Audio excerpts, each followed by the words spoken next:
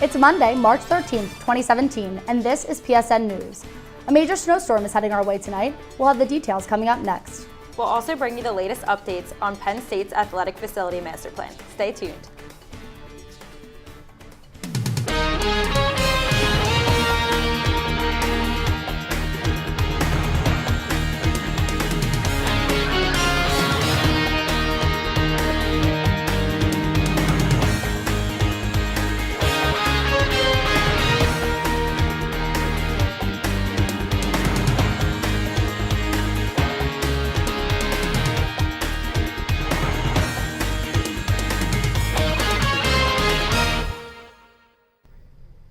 Thanks for joining us tonight. I'm Erin Alessandroni. And I'm Carli Truax. We begin with some breaking news. Two former Penn State University administrators pleaded guilty earlier today to misdemeanor child endangerment for their roles in the Jerry Sandusky child molestation case. Ex-athletic director Tim Carli and former university vice president Gary Schultz originally were charged with felonies. They may face up to 5 years in prison. Penn State ex-president Graham Spanier was also charged in the case, but he was not in the courtroom today, although his attorneys were present. The three men failed to report a complaint by a graduate assistant in 2001 who said he saw Sandusky sexually abusing a boy in a shower. The Associated Press reports that Penn State's costs related to the Sandusky scandal are approaching $250 million. We will be following the story as it develops further in the coming days. And now a warning in our area. The National Weather Service has estimated that central Pennsylvania may receive 10 to 18 inches of snow starting tonight around 8 p.m. The heaviest accumulation is expected after midnight Tuesday into Tuesday morning. The snow is then expected to continue all throughout the day. All who are traveling tonight and tomorrow should use extra precaution. The long-awaited Penn State Athletics Facilities Master Plan is now complete. After 17 months of planning, the plan was posted to Penn State Sports website this morning. According to the release, the plan addresses needs for the Penn State sports teams for the next 20 years. The plan includes major renovations to Beaver Stadium that will reduce the total seat capacity. The release also outlines 5 new priority projects, which will be completed in the first 5 years of the plan. It also mentions other smaller projects. You can read more about the plan on gopsusports.com. It's set to begin in 2018. The university released a statement this past Tuesday regarding President Trump's revised immigration executive order. Penn State called the relaxation of the original order modest and remains concerned that it will still have a detrimental impact overall. The university stated that it will continue to fully support all members of the academic community regardless of their country of origin. According to the statement, Penn State is aligned with the Association of American Universities and remains committed to those who are a part of the community today and in the future. Students with questions regarding their individual situation should contact Penn State's Office of Global Programs or an advisor. Coming up next, Alissa Devine will give you the latest on sports. Stay tuned. Welcome back to PSN News. I'm Alissa Devine with your PSN News Sports Update. It's been a tough season for Penn State men's basketball, who are just 6-12 in the Big Ten Conference. It was an even tougher chance for the Nittany Lions to make the NCAA tournament. The only way that would even be possible is if the team had won the Big Ten championship. Unfortunately, this past Thursday, Penn State fell 78-51 to number 5 ranked Michigan State just in the second round. Penn State's lack of scoring gave the Spartans an easy win. Michigan State jumped to an early lead with 18 points over Penn State at the half, while the Nittany Lions had no answer and only shot at about 25% in the first 20 minutes. Penn State's shooting improved in the second, but the Spartans' momentum was just too hot to handle. The Nittany Lions' unbalanced offense will definitely be a major point of emphasis next year. Another Penn State team trying to make the NCAA tournament, men's hockey. According to the Daily Collegian, Penn State had a 96% chance of making the tournament. To seal the deal, all they had to do was split with the Michigan Wolverines this past weekend. It didn't happen. The unranked Wolverines swept the Nittany Lions in the series with a 3-2 win and then a 4-0 shutout. Now the team sits at number 13 in pairwise rankings, which should be good enough for the invitation to the tournament. And the Daily Collegian now has Penn State at a 76% chance, but the Big Ten tournament game on Thursday against Michigan is vital for Penn State to get that playoff bid for the first time in program history. It's pretty much a must-win. In the NFL, trades, and more trades. Even though the NFL season is over, the action around the league has just started up again. Well, why is that? The free agency has officially begun, and there have already been a lot of trades with clear winners and losers.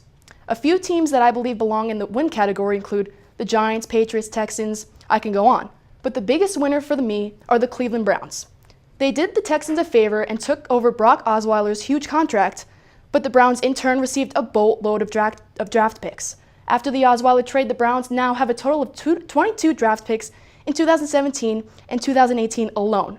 This includes 3 first-round picks and 5 second-round picks. Now that's impressive.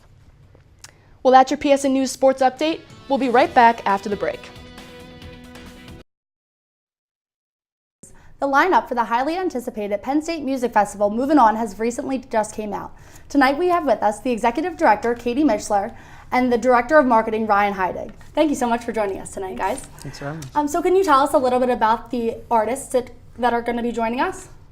Yeah, absolutely. So our headliner is Two Door Cinema Club. They're a band that's been around for quite a while, but they certainly haven't slowed down over the past few years. They're actually playing at Coachella this year, so we're very excited to have them. They're an alt-indie band, kind of poppy as well. We also are really excited to have All Time Low be our second spot artist, and they're a well-known pop-punk band. They toured with Blink-182 this year, and they are also going to be putting out another album in March. March, yeah, so I'm really excited about that as well. And then we have Dram, who you may know from the very popular song Broccoli, and he's a rap artist, so we're excited to have him as well. And then we also have Clean Bandit, which is a very successful pop electro duo, not duo, but band, and they have the hit Rockabye, which is currently really high on the charts right now, and I think they're about 14th in the world on Spotify currently. And then we also will have the opener be Love and Theft, and then we're waiting for the Battle of the Bands winner, who will be opening up the entire festival. And those are some really popular names. How exactly does your staff go about finding the artists for this? You take that one? Yeah, sure. So we kind of make a survey at the beginning of each year. We get suggestions from students on campus. We kind of compile it into a list, which we send out to the student body. And then from there, once we get the students' responses, this year I think we got around 6,000 responses. Yeah, definitely.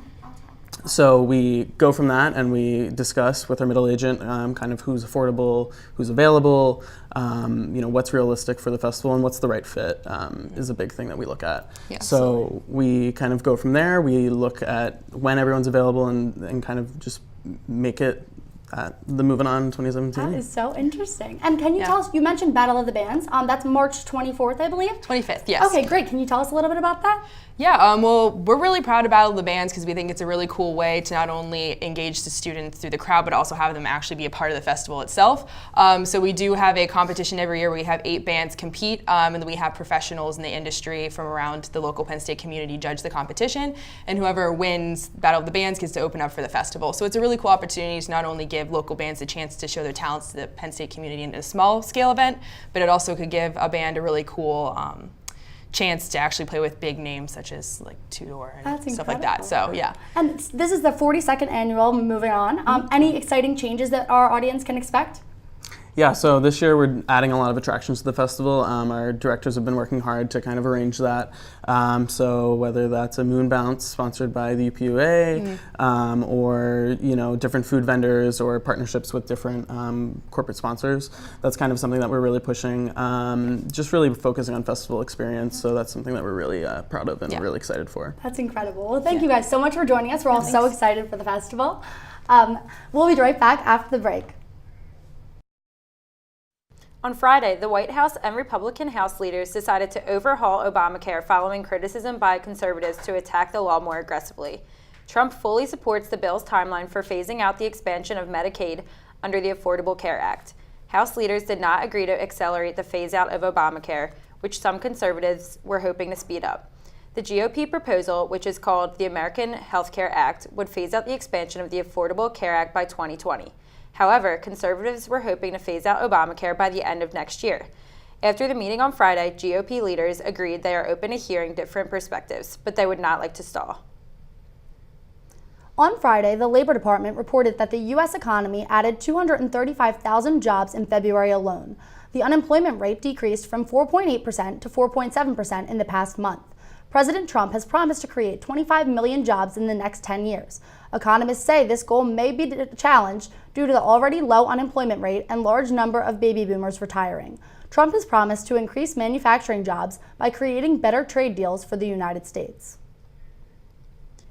Secretary of State Rex Tillerson withdrew from making any decisions regarding the Keystone XL oil pipeline. Tillerson previously served as the CEO of ExxonMobil and decided to excuse himself because of his knowledge that his former employer will benefit from the pipeline's construction.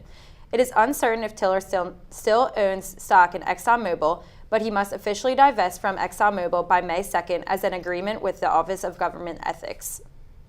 President Trump's former national security advisor, Michael Flynn, was forced to resign after 24 days in office after withholding information about his communications with Russia's ambassador.